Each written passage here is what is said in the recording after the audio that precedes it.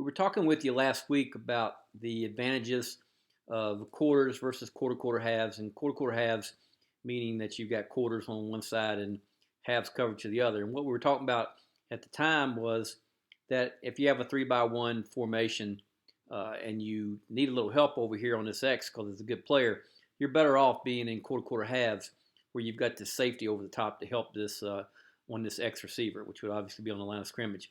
Now today we want to talk about a different situation with your defense. And so we see this a lot to where if you're playing quarters across the board back here, really you're asking the sandbacker and the wheel backer here, assuming that they're backers, it could be a nickel back, but you're asking them to buzz curl to flat.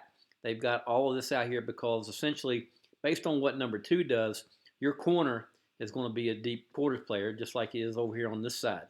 So you have to be careful from a standpoint of putting this linebacker in a conflict of assignment. And what we mean by that is this, that if the flow is away with the run, you're asking that linebacker to get all the way over here into the A gap.